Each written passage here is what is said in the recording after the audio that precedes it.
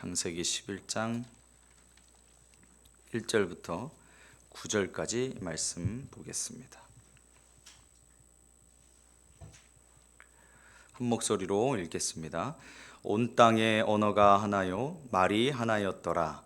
이에 그들이 동방으로 옮기다가 신할 평지를 만나 거기 거류하며 서로 말하되 자 벽돌을 만들어 견고히 굽자 하고 이에 벽돌로 돌을 대신하며 역청으로 진흙을 대신하고 또 말하되 자 성읍과 탑을 건설하여 그 탑 꼭대기를 하늘에 닿게 하여 우리 이름을 내고 온 지면에 흩어짐을 면하자 하였더니 여호와께서 사람들이 건설하는 그 성읍과 탑을 보려고 내려오셨더라. 여호와께서 이르시되 이 무리가 한 족속이요 언어도 하나이므로 이같이 시작하였으니 이후로는 그 하고자 하는 일을 막을 수 없으리로다. 자 우리가 내려가서 거기서 그들의 언어를 혼잡하게 하여 그들이 서로 알아듣지 못하게 하자 하시고 여호와께서 거기서 그들을 온 지면에 흩으셨으므로 그들이 그 도시를 건설하기를 그쳤더라. 그러므로 그 이름을 바벨이라 하니 이는 여호와께서 거기서 온 땅의 언어를 혼잡하게 하셨음이니라. 여호와께서 거기서 그들을 온 지면에 흩으셨더라. 아멘. 마침내 노아의 홍수 심판을 지나서 새로운 사건 앞에 당도하게 됐습니다. 바로 원역사의 한 꼭지를 차지하면서 그 원역사의 대미를 장식하는 바벨탑 이야기입니다. 오늘 본문도 그렇지만 인간을 보면 참 대단한 것 같아요. 그 매서운 하나님의 심판인 대홍수 후에도 인간이 달라지지를 않습니다. 오히려 좀 이따 살펴보겠지만 세상의 첫 용사다. 창세기 10장 말씀에 보면 8절과 9절에 세상의 첫 용사가 등장하는데 어떻게 표현을 하냐면 여호와 앞에서 용감한 사냥꾼이다 라고 불리는 니므롯이라는 인물이 나옵니다. 그 인물을 중심으로 하나님을 대항하고자 홍수 때에도 견딜 수 있을 만한, 홍수가 다시 한번 불어닥쳐도 살 수 있을 만한 견고하고 튼튼한 성읍과 높은 탑을 세우려고 하는 이 망상에 인간들이 사로잡히게 됩니다. 그래서 바벨탑과 성을 건축하게 된 것이죠. 제가 왜 망상이라고 하냐면 분명히 하나님께서 노아 홍수 이후에 물이 줄어들게 하시고 마르게 하시고 노아가 방주에서 나와서 무지개 언약을 주시는데 다시는 홍수로 물로 심판하지 않겠다 분명히 확실하게 약속을 주셨거든요. 그런데 그것을 피하고자 탑을 높게 세웠다는 거예요. 그러니까 망상이죠. 하나님께서 약속하신 것을 잊고 하나님께서 말씀하신 것은 말씀하신 것이고 우리는 살기 위해서 내가 탑을 짓겠다라는 거잖아요. 창세기 9장 11절 13절에 그 언약이 나오죠. 내가 너희와 언약을 세우리니 다시는 모든 생물을 홍수로 멸하지 아니할 것이라. 땅을 멸할 홍수가 다시 있지 아니하리라. 하나님이 이르시되 내가 나와 너희와 및 너희와 함께하는 모든 생물 사이에 대대로 영원히 세우는 언약의 증거는 이것이니라. 내가 내 무지개를 구름 속에 두었나니 이것이 나와 세상 사이의 언약의 증거니라. 하나님의 말씀을 귀담아 듣지 않으니 내 멋대로 내가 살기 위해서 내 노력을 막 기울여서 높이 탑을 쌓게 된 것이죠. 그러니까 망상이라고 제가 부른 겁니다. 우리에게도 이런 망상이 없으시길 바랍니다. 하나님의 말씀 제쳐놓고 하나님 분명히 말씀하셨는데 내 멋대로 사는 인생, 그거 이렇게 심판받는 거예요. 바벨은요 부정적인 의미에서 성경에 늘 언급이 돼요. 이 대표성을 지니게 된 거예요. 권세의 상징, 세상 권세의 상징이 되고 만 것이죠. 불명예예요. 우리들의 삶이 후손들에게 기억될 때 이런 불명예가 되면 안 되잖아요. 아, 저분 신앙생활 정말 잘하셨다. 하나님, 저분을 보니 내가 예수님 믿기를 잘했다. 이런 생각을 듣고 이런 칭찬을 들어도 시원찮은데 하나님 앞에 세상 권세, 그 교만함을 상징하는 바벨, 이 성경 곳곳에 계속 등장하거든요. 요한계시록까지 계속해서 이 바벨론이라는 것을, 바벨이라는 것을 통해서 하나님이 부정적인 모습을 그려주시고 있는 거예요. 그걸 보고 배우라는 것이죠. 그렇게 하면 안 된다. 다시 말해서 하나님 앞에서의 그 높아진 마음, 교만함을 나타내는 하나의 대표성을 지닌 것이 이 바벨인 것이죠. 그런데 하나님께서는 이러한 인간들의 반복되는 어리석은 반역과 또 계속해서 하나님을 거역하는 이런 음모들에 대해서 하나님의 계획을 포기하시지 않습니다. 하나님의 그 계획을 꺾으시지 않으세요. 오히려 그것을 궁극적인 최종적인 승리를 위한 준비 단계로 삼아 가시는 것을 볼 수가 있는 거예요. 따라서 오늘 이제 이 심판의 결과로 언어를 혼잡하게 하시고 인류를 분산시키시는 그런 모습이 나오게 되는데, 이게 양면성을 지녀요. 그러니까 한 면은 심판이에요. 분명히 한 면은 분명히 심판이에요. 왜냐하면 이 사건을 통해서 한 족속이었고 언어가 하나여서 하나님이 말씀하실 때, 그래서 그들이 이런 죄를 지었다라고 말씀하시는데, 이때로부터 언어가 나뉘게 되잖아요. 그러니까 이전에는 불편함이 없었어요. 다 소통이 되니까. 그런데 이 사건 이후부터는 말이 서로 안 통하는 거예요. 너무 답답하고 막 미칠 지경이었겠죠. 그러니까 다 뿔뿔이 흩어져서 살게 되고, 그러니까 심판이에요. 그런데 동시에 심판이면서 여기에 하나님의 긍휼의 마음이 있다는 것을 우리가 꼭 기억하셨으면 좋겠어요. 우리들도 마찬가지입니다. 우리가 죄를 지었을 때 만약에 하나님께서 심판만 하신다고 하신다면 우리는 그냥 죽을 거예요. 그리고 끝일 거예요. 그런데 우리를 회개하게 하시고 또 은혜를 주셔서 다시 세워 가신단 말이죠. 여기에 하나님의 긍휼하심이 있는 거예요. 사랑이 있는 거예요. 또 우리가 한편으로 은혜라고 부르기도 하는 그 주님의 자비하심이 있기 때문에 우리가 살 수 있는 것이죠. 지금도 마찬가지예요. 바벨에서도 하나님이 심판을 하셨습니다. 그럼에도 불구하고 계속해서 살아갈 수 있는 기회를 주셔요. 성도 여러분, 흥미로운 점이 하나 있는데요. 이 흔히 우리가 창세기 11장에서 바벨탑 사건 이후에 사람들의 언어가 나뉘어서 흩어진 것으로 알고 있는데, 이미 10장에만요 무려 4번 인류가 흩어졌다는 본문의 말씀이 나와요. 4번이나.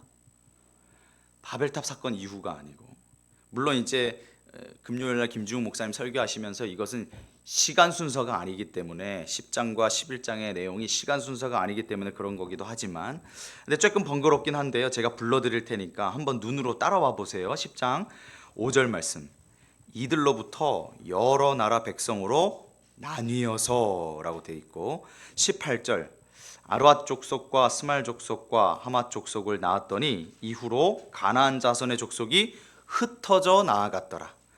25절도 에벨은 2 아들을 낳고 하나의 이름을 벨렉이라 하였으니 그때의 세상이 나뉘었음이요. 마지막 32절, 이들은 그 백성들의 족보에 따르면 노아 자손의 족속들이요 홍수 후에 이들에게서 그 땅의 백성들이 나뉘었더라. 그러니까 4번씩이나 반복을 이미 하고 계셨어요. 그런데 10장과 11장의 본문에 작은 차이가 있습니다. 뭐냐면 우린 이 이야기를 들으면서 단순히 10장에도 이미 하나님이 이런 말씀을 4번이나 반복을 하셔서 말씀하셨네? 내가 몰랐었네? 이 정도가 아니고 중요한 차이점을 발견하셔야 되는데, 10장에서는 인류가 스스로 나뉘었다는 느낌으로 기록이 돼요. 그런데 11장은 하나님이 흩으신 거예요. 그리고 이건 아주 큰 차이인데요, 11장에서는 죄의 결과로 흩어지게 되는 거예요. 인간의 교만함 때문에 죄의 결과로 하나님의 심판으로 흩어지게 되는데, 10장은 그 이유가 좀 다릅니다. 그거는 잠시 후에 더 설명을 드리기로 하고, 저만 그런지 모르겠는데요, 성도님들께서 저는 이 바벨탑 사건을 읽을 때마다 되게 많은 그 호기심들이 막 펼쳐져요. 궁금증들이 막 생겨요. 제 그 호기심을 자극하는 본문이 바벨탑 사건인데, 만약에 이 일이 일어나지 않았다면 지금도 전 세계 사람들이 하나의 언어를 사용하고 말을 했을까? 이런 생각도 해보게 되고, 또 바벨탑을 쌓았던 장소가 정확히 어디였을까? 거기 가면 흔적을 찾을 수 있지 않을까? 그 발굴 밑에 땅 파서 발굴해 보면 뭐가 나오지 않을까? 그런 생각도 해요. 그런데 없어요. 전 세계에 바벨탑이 있었다고 하는 그 위치를 알 수가 없는데, 성경학자들은 어디를 추측을 하냐면 지금의 현재 이라크 지역에 많이 들어보셨을 텐데 지구라트라고 하는 신전이 있거든요. 한 도시처럼 어마어마한 규모의 이런 흙으로 만든 도시예요. 거기에 이제 쌓아져 올라간 중앙에 신전 같은 것들이 있는데 그것을 아마도 바벨탑도 그런 모습의 하나였을 것이다 이렇게 추정을 하는데, 어디까지나 추정이고 추측이고. 그런데 제가 이런 생각들을 막 하다 보니까 이거는 곁가지인 거예요. 곁가지를 잘라야 되잖아요. 쳐내야 되잖아요. 그래야 원가지가 올바로 자랄 수가 있는데 자꾸 잡다한 생각들이 옆에 붙는 거죠. 하나님께서 지금 창세기의 이 바벨탑 사건을 이야기하시면서 나에게 그런 것들을 궁금해하라고 이 말씀을 주신 걸까? 아니면 정말 중요한 메시지가 이 안에 담겨 있는 걸까? 그걸 발견하는 게 더 중요하겠다라는 생각이 들었던 것이죠.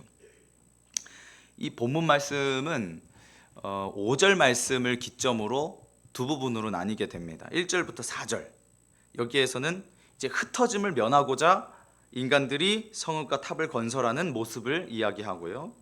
그리고 5절부터 9절까지는 그 행위에 대해서, 하나님이 인간들이 그 탑을 쌓는, 성을 쌓는 그 행위에 대해서 어떠한 하나님의 시각이 나타나는지를 보여주고 있습니다. 이 내용에서는 하나님께서 세상을 바라보고 지켜보고 계실 뿐만 아니라 이 땅 가운데 직접 강림하신다, 내려오신다 라고 하는 것으로 그려지고 있어요. 1절을 한번 보실게요. 온 땅의 언어가 하나요 말이 하나였더라 라고 되어 있습니다. 단지 과거의 사실을 늘어놓고 있는 게 아니에요. 아주 무서운 말씀이에요. 잘 기억해. 너네 과거에 다 한 족속이고 온 땅의 언어가 하나였고 말이 하나여서 너희들 굉장히 편하게 살았어. 행복했어. 기억해? 굉장히 무서운 말씀이에요. 우리는 이 본문을 익히 알고 있어서 결과를 알고 우리는 이 본문을 보잖아요. 이 말씀을 듣고요. 그래서 이해를 해요. 뒤에 어떤 말씀이 이어지는지 알고 있기 때문에, 결과가 어떻다는 것을 알고 있기 때문에. 그런데 그 당시에 바벨탑을 쌓았던 최초의 인류들, 그들의 입장에서는 아마 이것은 다시 돌아가고 싶은 행복한 과거일 거예요. 근데 절대로 되돌릴 수 없는, 그들의 과오로 인해서, 실수로 인해서, 죄로 인해서 그 시절을 깨트려 버린 것이니까. 깨진 유리컵 다시 원상복귀할 수 있습니까? 절대 없거든요. 본드로 붙인다고 그게 원래 상태의 컵이 됩니까? 아니에요. 물이 질질 샙니다.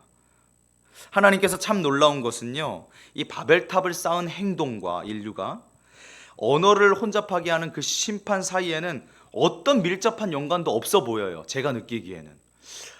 바벨탑을 쌓았는데 왜 언어를 혼잡하게 하고 인류를 흩으셨을까? 이게 무슨 연관이 있지? 이런 생각이 드는데요. 바벨탑을 쌓은 자들에게 내리신 심판이 언어를 혼잡하게 하고 인류를 분산시키시는 것이었어요. 거기에는 어떤 연관성이 있다는 거죠, 분명히. 이거는 좀 이따가 살펴보기로 하고. 2절 말씀을 보겠습니다. 이에 그들이 동방으로 옮겨다가 시날 평지를 만나 거기 거류하며 라고 되어 있습니다. 홍수 이후에 사람들은 이제 그 아라랏 산지 주변으로 퍼져가면서 생활을 하기 시작했을 거예요. 조금 더 편한 장소, 조금 더 편리한 장소를 찾아서 막 유랑을 했을 겁니다. 따라서 이 시날 평지를 만났을 때 그들은 막 환호성을 지르면서 그곳에 정착을 했을 거예요. 왜냐하면 고대의 이 시날 평지는 종려나무 생산지로 알려 있어서 굉장히 비옥한 땅이라는 것을 알 수가 있거든요. 그래서 그들이 딱 그곳을 지나가면서 와, 여기에서 살면 좋겠다 했을 거예요. 그리고 이제 창세기 10장 이런 말씀들을 보면 아마 이곳에 정착을 하면서 이제 바벨탑을 쌓게 되는데, 니므롯 왕조, 아까 말씀드렸던 니므롯이라는 인물을 중심으로 아마 이제 그 도시를 건설하게 됐던 것 같습니다. 그러면서 인간의 교만과 명예욕, 이름을 떨치고자 하는, 뭔가 내세우고 과시하고자 하는 그런 욕구, 그런 것들의 결과로 이 신할 땅이, 이 바벨이 훗날까지, 지금까지, 현재까지 유욕적인 사치와 방종, 그리고 우상 숭배의 중심지가 됩니다. 바벨론이 되잖아요. 하나님의 은혜로 하나님께서 퍼져가게 하시고 하나님의 말씀의 땅, 약속의 땅이라고 할 수 있는 그것을, 그 사명을 부여잡고 이제 막 출발하기 시작하는 인류가 정착한 곳이 우상 숭배의 중심지가 됐어요. 이것도 하나님의 말씀을 잊고 제쳐놓고 산 결과죠. 그러니까 심판 이후에 하나님의 선물로 주어진 그 좋은 땅이 하나님께 예배드리고 주님을 잘 섬기는 곳이 되지 못하고 자신들을 드러내고 내세우는 곳이 되고 만 것이죠. 3절, 서로 말하되 자 벽돌을 만들어 견고히 굽자 하고 이에 벽돌로 돌을 대신하며 역청으로 진흙을 대신하고. 그들의 속내가 비춰지는 말씀입니다. 바벨을 건설하는데 어떻게 만들기를 원했어요? 그냥 짓기를 원하지 않고, 여기 중요한 표현입니다. 견고히. 왜 견고해야 합니까? 왜 견고해야 하죠? 다시 홍수가 와도 무너지면 안 되니까, 쓰러지면 안 되니까. 아주 강하고 튼튼한 성읍과 탑을 쌓으려고 했어요. 재료는 또 어때요? 이거 그냥 눈으로 읽고 스쳐 지나갈 수 있는데 이 재료가 어때요? 벽돌과 역청을 사용해요. 이 벽돌은요, 자연석이 풍족한 지역이 아니에요. 그 지역이.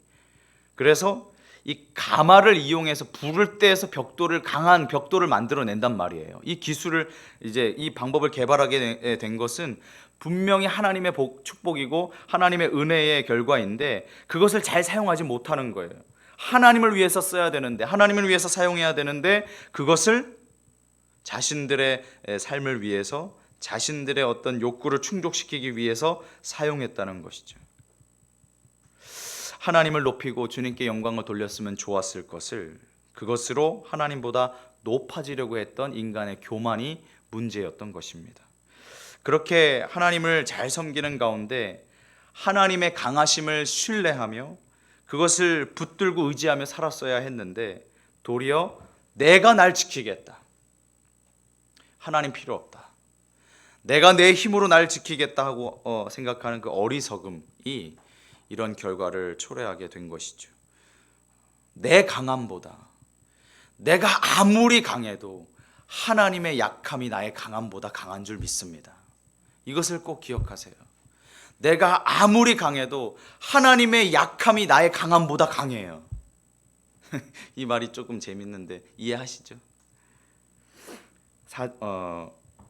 그리고 4절 말씀에 보면 또 말하되 자 성읍과 탑을 건설하여 그 탑 꼭대기를 하늘에 닿게 하여 우리 이름을 내고 온 지면에 흩어짐을 면하자 하였더니, 여기에 성을 건축했던 1차적인 동기가 나와요. 우리 이름을 낸다.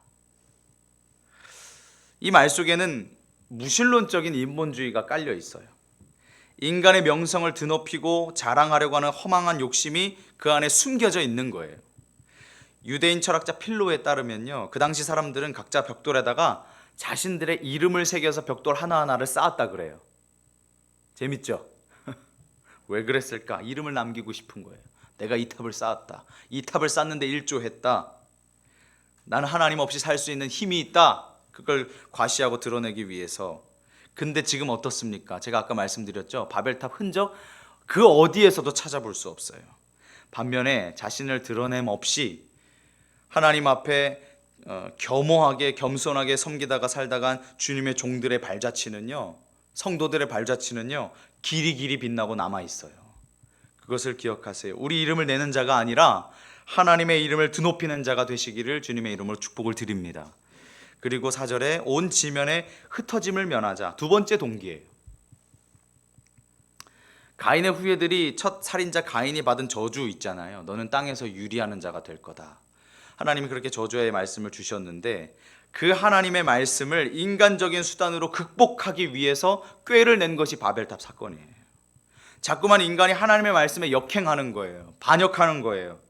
이것은 이제 하나님께서 움직이시죠. 5절 말씀에 여호와께서 사람들이 건설하는 그 성읍과 탑을 보려고 내려오셨더라. 이것은 눈에 보이는 어떤 강림의 형태가 아니고 하나님께서 이제 이 의인화된 모습으로, 그러니까 인간이 이해하게끔, 하나님의 말씀을 보고 이해할 수 있게끔 진짜로 하나님의 어떤 형상을 갖추시고 이 땅에 막 이렇게 내려오시는 것이 아니고요. 의인화된 표현인데요. 이것을 보고 이 유대인 랍비 쉘모로는 하나님께서 자신의 보좌에서, 자비의 보좌에서 심판의 보좌로 내려오시는 것을 보여주는 상징적인 표현이다라고 주장을 하기도 합니다. 그러면서 이제 6절, 8절로 넘어가면요. 하나님에 의해서 인류가 분산되게 되는데 이 본문의 사건은 10절부터 16절에 나오는 족보에 의거해서 홍수가 일어난 지 그렇게 긴 시간이 되지 않았어요. 그렇게 긴 시간이 흐르지 않았을 벨렉과 욕단의 시대에 이 사건이 있었을 것으로 추정을 할 수가 있죠. 그 벨렉이라는 이름 자체도요, 나뉘다라는 뜻이에요. 재밌죠? 벨렉이라는 나뉘다라는 뜻을 가진 사람의 이름이 있는데 분리, 나뉘다 이런 뜻을 가진 사람인데 하나님의 결과가 뭐예요? 심판의 결과가 뭐예요? 나뉘는 거잖아요. 흩어짐이고 분리되는 것이었잖아요. 6절 말씀 보시죠. 여호와께서 이르시되 이 무리가 한 족속이요 언어도 하나이므로 이같이 시작하였으니 이후로는 그 하고자 하는 일을 막을 수 없으리로다. 하나님께서 내리신 판단인데요. 그들이 한 족속이 돼서 한 언어를 사용한 것 때문에 바벨탑 사건이 일어났다고 하나님이 말씀하시는 거예요. 하나님께서 막으시지 않으면 그 누구도 막을 수 없을, 그들의 악행을 멈출 수 없을 만큼 악한 마음의 상태를 가지고 있었다는, 교만함이 하늘을 찌른 거죠. 그 하고자 하는 일을 막을 수 없으리로다. 한 인간의 죄도 그러할진데 수많은 사람들이 똘똘 뭉쳐서 악을 행한다고 해보세요. 그 죄를, 그 마음을 합하여서, 그 악한 마음들을 합하여서 죄를 지으면 그 파괴력은요 엄청날 거예요. 진짜 하나님 말씀대로 그 누구도 막을 수 없는 일이 되고 말 거예요. 그러니까 하나님이 이거 안 되겠다 결단을 내리시죠. 7절, 자 우리가 내려가서 거기서 그들의 언어를 혼잡하게 하여 그들이 서로 알아듣지 못하게 하자 하시고, 하나님의 방법이 나옵니다. 하나님께서 진단하신 대로 그들의 언어를 혼잡하게 하셔서 서로 알아듣지 못하게 하는 상황을 만들어 주세요. 그제서야 그들의 열심이 중단되게 됩니다.